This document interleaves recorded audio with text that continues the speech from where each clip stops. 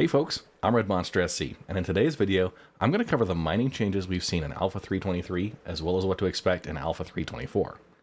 I'm going to talk about my preferred mining laser combinations, including gadgets to pair with them, and some helpful mining tips so that you can get the most out of your current mining experience. I'm also going to end with a personal update, since it has been a while.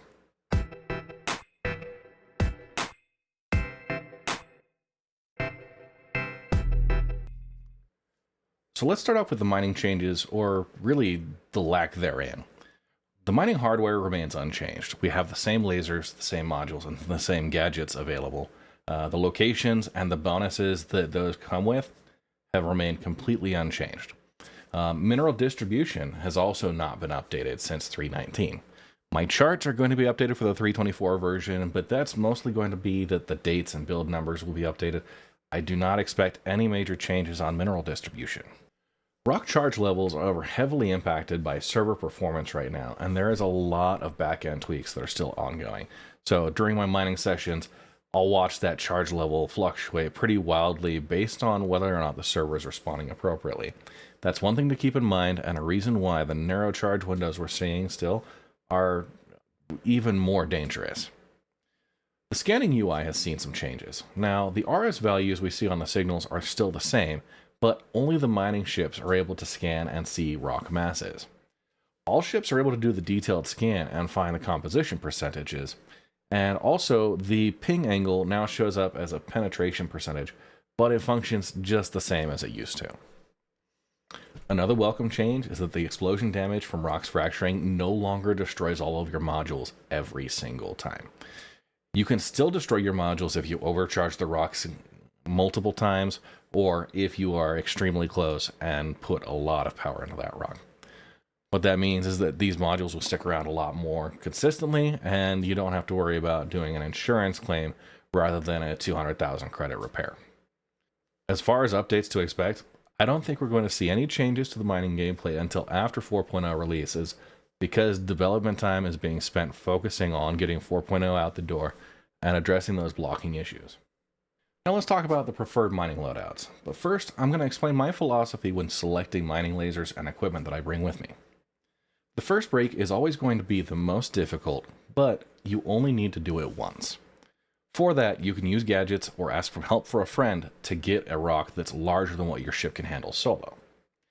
The secondary breaks require less power, but can benefit from a wider optimal charge window or finer power control. Because of that, I like to select my lasers for the secondary breaks and get the first break using a gadget or by calling in a friend. If that's not an option, simply move on and try to find a smaller rock that's within your capabilities. Now, the first and my personal favorite combination is the balanced loadout. This is based off of the Hofstede mining laser, which provides a 60% wider optimal charge window, 30% resistance reduction, a 20% optimal charge rate increase, with a 10% increased instability, and a fairly low overall power. This laser only delivers 2/3 of the power that's available from the Helix, and the lowest minimum power percentage available here provides a finer control for those extra small rocks.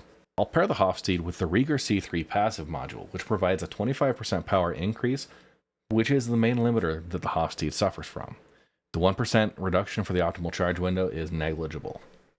I may also pair this with the Focus 3, which grants an increased 40% optimal charge window at the cost of 5% laser power reduction. This widens the charge window, taking what the Hofstede is already good at and making it even better. This combination is limited for the first breaks, but is a great support laser and is very capable for handling all of the second breaks in a much easier fashion. If I'm mining solo in a Prospector, I'm going to pair the Hofstede with the Rieger C3 to get the most power I can out of the limited size 1 lasers. If I'm flying multi-crew with a mole, I'm going to use the Rieger C3 in combination with the Focus 3 to provide a little bit of a power boost in those situations where you need multiple lasers on the first break, as well as the 40% optimal charge window from that Focus as a great support laser that will be able to help out in situations where an optimal charge window might be too small. The second combination is what I call the power loadout. This is based off of the Helix mining laser, which has the highest overall power and a 30% lower resistance. It does have a 40% smaller optimal charge window and the shortest effective range for the laser, but it offsets that by providing one additional module slot. I'm going to pair the Helix mining laser with a Focus 3 which has the 40% optimal charge window increase to directly offset the penalty from the Helix mining laser, and include a Rieger C3 passive module for a 25% permanent power increase. Now, you can also swap out to the Surge active module, which provides a short-term 50% increased power boost that you can use tactically on those first breaks. This build has the highest total power, but you're going to need to use one of those module slots to offset the charge window decrease from the Helix. This build has the highest total power, but you need to use one of those module slots to offset the charge window reduction from the Helix mining laser. Otherwise, those already slim optimal charge windows are going to become even more unmanageable. If I'm flying solo in a Prospector, I'm going to use the Focus 3 to keep that optimal charge window at a neutral position, and pair that with the Surge active module, which I can use tactically for a 50% increased power bonus over the 25% passive that the Rieger would provide. If I'm outfitting for a mole, I'm going to take the Helix with a Focus 3, a Rieger C3, and a Surge module to get the best of each of those combinations. As far as gadgets, I have two recommendations. The first is the Sabir, which provides a 50% resistance reduction and a 50% optimal charge window increase at the expense of a 15% higher instability. This is great for rocks with already high resistance that you might be struggling to break, and the instability increase is somewhat balanced out by the wider charge window. The second is the Wave Shift gadget, which provides a 100% wider optimal charge window, but a 30% slower optimal charge rate. This means you're going to have a wider charge window, but you have to stay in the green a little longer to get that fracture. This is great for rocks with high instability or a narrow charge window to begin with, where you find yourself quickly hitting the overcharge on your first attempts. Now let's get into some current tips to help you get the most out of your mining sessions. The first is that you can swap the bags on your Prospector for mole bags to increase your cargo capacity up to 48 SCU. In Alpha 323, mole bags can be bought from the refinery terminals, but there's no way to outfit them. This was intended to work with the cargo hangars that were originally slated for 323, but have been pushed back to 324. Instead, ask nicely in chat for someone with a mole that might be able to donate their bags, or pop over to my Discord and ask there. Second, the mole turret lasers are extremely misaligned while a player sits in the pilot seat. Now, you can either leave the pilot seat empty while mining, or the person in the pilot seat can toggle the weapon power off using P, and that should bring the alignment back in. Third, if you're mining with a group, you can activate multiple mining gadgets as long as players place them simultaneously. It does take some coordination, but could be the difference between a successful first break and leaving that gigantic Quantanium rock for someone else. Do note that there is a hard cap on the optimal charge rate being 50% of the charge window, as well as a minimum for that charge level, so keep that in mind.